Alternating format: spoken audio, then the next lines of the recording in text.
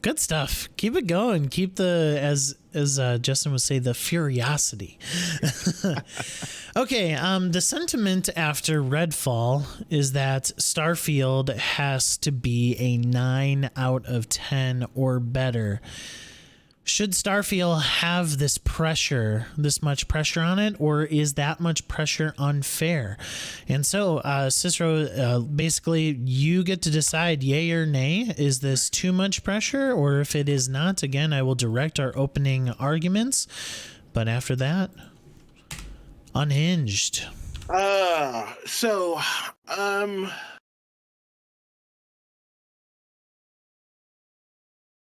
I'm gonna say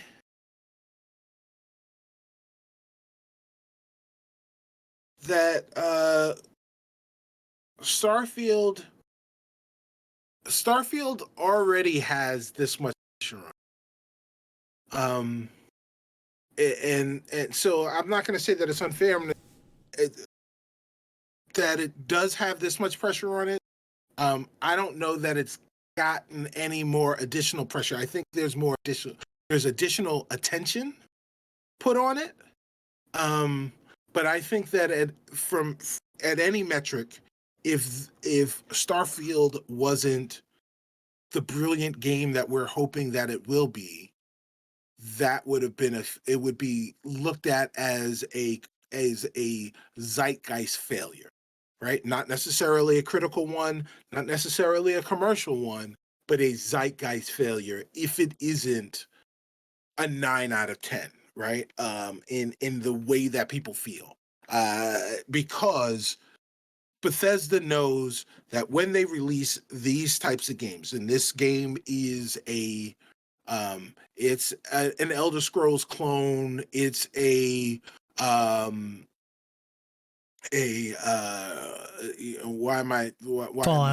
Fallout. Yeah, it's a Fallout clone, but it's just set in space. So it's all of those things, and those games always come out buggy. Those games always have the tail is much longer on those games than you'd expect them to be. But they have to be better at the launch on those games, and they realize that. And I know that they, going into Starfield, they understood that, and going into Starfield, that was something that they were trying to attack directly. So the fact that Redfall didn't do well and isn't having a great experience, quite frankly, I think puts more pressure on Xbox as a company than it does on Starfield as a game. But it will be that pressure will be manifest through Starfield's reception. But I think that Starfield as a game has the pressure that its creators and developers and everyone internally already have on it, which I think is greater than the external pressure for the game. All right, so Cicero chose the already had this much pressure. So Justin, you must argue the unfair pressure that it has. So go ahead. Yeah, so I definitely believe that with Microsoft failures comes more look to the next year, look to the next title, look to the next game that we bring out. It will be better. Wait another year. We've heard that for 3 years now. And that's what happens with Xbox as a whole. Sure, I agree with you with that matter. For Xbox, it's put pressure on their shoulders, but it also did for Starfield because it's the next big hit that they have promised us. Starfield was the first of the Bethesda unique design mold that they're trying out, and they have claimed so many things. Sure, they put that pressure on them, but it is unfair.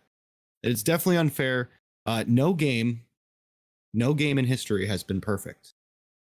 It's a fact.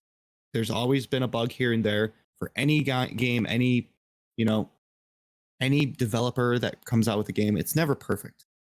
And you should never put the weight of other titles from a company on a different game. They should be ranked on their own merit. If they're good games or not, rank them based on what they achieve as a singular title.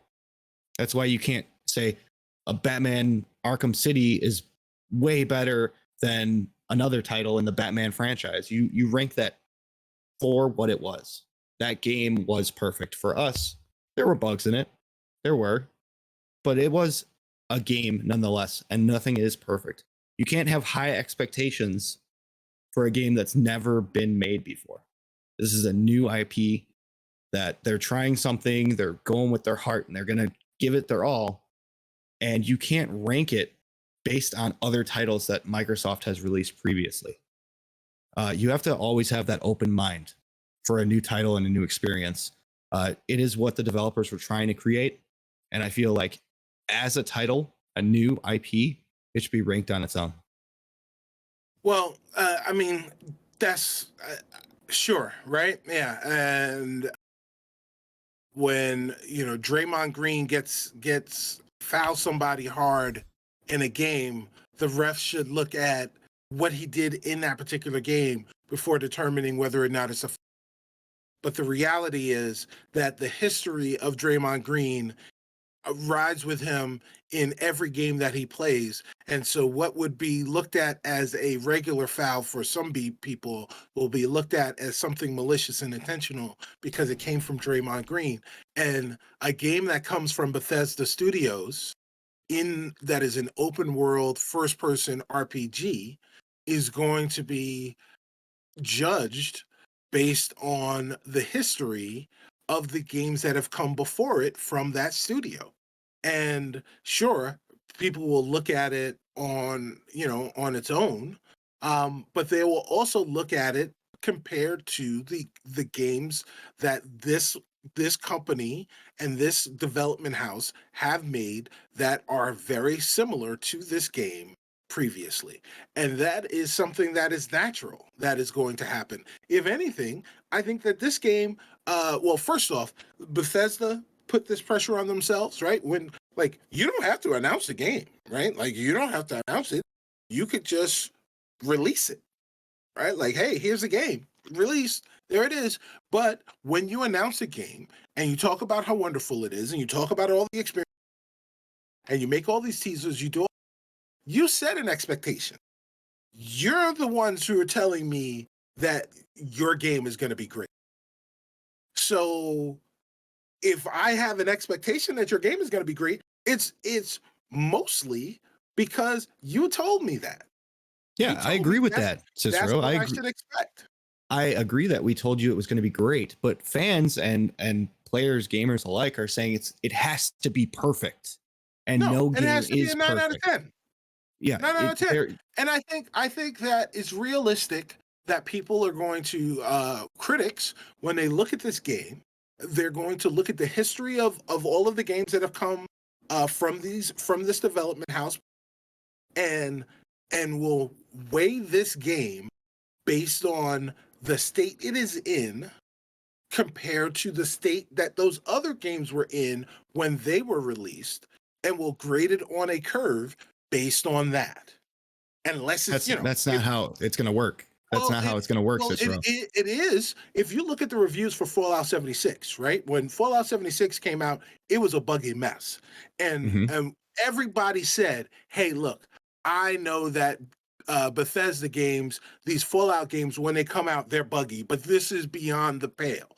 This is extraordinarily bad even for a Fallout game.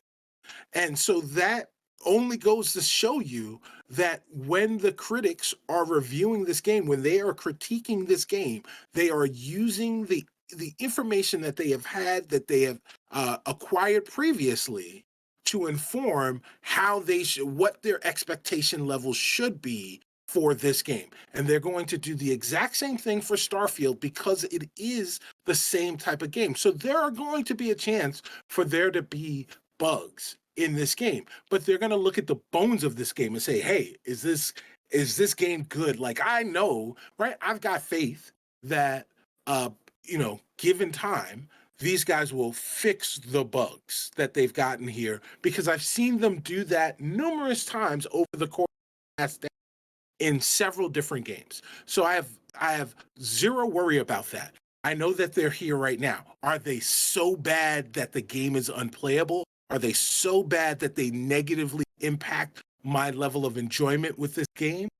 If the answer is no, then we can overlook these bugs and give the game a score based on what it is. And that score could easily be a 9 out of 10 because the fact is that the bones are great there. And once they fix most of these bugs, this will easily endorse a 9 out of 10. It may even become a 10 out of 10. It may even be a masterpiece if they fix all of the bugs.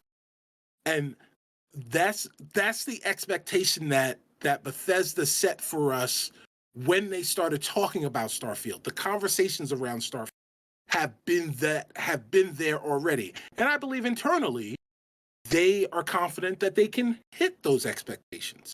So I don't think that the pressure is unfair for them because they already know that that is the expectation. I know it is unfair. Fans are going to want this game to be perfect, regardless to what Bethesda is known for, regardless to the bugs that it's going to have, if it has them at all. If it doesn't, great. I'm glad it's perfect. You know, it's what we're all expecting because they need to make a perfect game, or we've lost faith in Microsoft as a whole. That's a big question right now, and that's just unfair to put all that weight. You know, sure, with rocks, you put enough pressure, you make a diamond. That's not how gaming works. You put enough pressure, the game falls apart.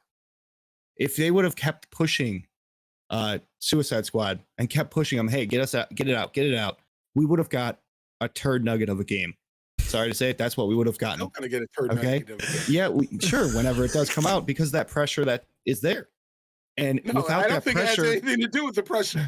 I think it has everything to do with the creative and the decisions that were made. Yeah, but Starfield is a different boat with that because fans are having that pressure, and that's putting a lot of weight on their shoulders to put out a perfect game. Perfect, not buggy, not what they've used to put out. Perfect, and that's unfair. You should be able to weight a game based on its unique positives, you know, its strengths and its weaknesses, because every game isn't perfect, and that's unfair. When the USA basketball team goes to the Olympics, every summer Olympics, the expectation is that they will win the gold medal going away, right? No one sits around and talks about whether or not that pressure is unfair, right? When their expectation, when they say yes to being on Team USA, is so that they collectively can go to wherever the Olympics are and bring the gold home back to the United States, because basketball is our sport and we have the best players in the entire world, and we always will. And that so you're saying Bethesda is Team USA of gaming? What I am saying is that Bethesda believes that they are Team USA when it comes to making these types of games. And so they already have the expectation set upon them that Starfield will bring them home the gold. And that is their expectation. They are going out there, they are metaphorically practicing, they're doing all of the things, running the drills to ensure that the game that they release in September is a game that will get them a gold. Given, right, the fact that we know that the gold won't be won in September, right? And the gold may not even be won. I don't know sports. The gold may not be won this year, even. The gold may be won next year. Look at Cyberpunk, right? The difference is fans are expecting the gold this year. I think that fans are expecting to play a game that they believe will get a gold at some point. That they believe. Fans are saying it needs to be gold at launch. That's what they're saying. Fans are saying it needs to be a 9 out of 10 at launch. And I think that critically, if the game releases in a state that is playable and the bugs aren't such that it makes the game unfun, that critics will look at this game and say, oh, there are bugs. You know, this is a Bethesda game. There are bugs there. But these bugs do not get in the way. These bugs don't prevent you from having fun. And what is there is fantastic enough that I can ignore these bugs 9 out of 10. That is what is possible and probable. Look at Cyberpunk. Cyberpunk was a game that everybody knew was going to be a 9 out of 10, right? Everybody loves CD Projekt Red. Everybody enjoyed all the stuff that they've done, and that game. It's so hard to be rude and just interject and take the reins. It's so hard. But quack. No. Right. Last debate. We're talking plausibility here. Right. Okay. Right. And with plausibility, right, comes responsibility. Sure. Okay. No matter what plausibility comes great responsibility. Exactly. No matter what bugs come out in Starfield, it will get bomb reviewed because of that. Regardless if they are previous. Not by critics. Regardless, doesn't matter. Regardless if it's previously. Regardless if those bugs were present in Skyrim or any of their other big Bethesda games, if this game is not perfect, people are going to be screaming and shouting. Well, sure. People are going to scream and shout. You're correct. There are going to be people that scream and shout. I would love to live in a world that they're like, oh no, it's okay. Bethesda makes those games with those bugs. It's fine. No, that's not going to happen. No. The 21st century, everyone has an opinion. Someone's got to have an opinion about stuff. But the people who are paid for their opinions, right? The professional critics, I believe, are the ones that are going to look at this game and review it and be objective in their critiques of it. But while they do that, they will use the history of the games that have come before it, and it shouldn't be done like that. Allow them to grade the game on a curve based on that. It, of course, it's got to be done like that.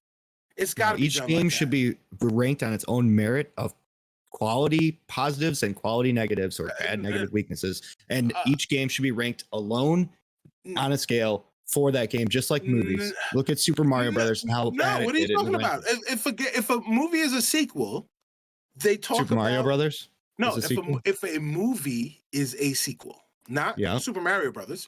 Well, this is not a sequel, right? It's an original IP. What are you talking about? Starfield is an original IP. Starfield is an original IP. But all right, fine. Let's talk about it this way. When you talk about movies, let's talk about Tarantino films, right? When someone has a Tarantino film, the Tarantino comes out and they watch that film for what it is, but they also talk about Tarantino.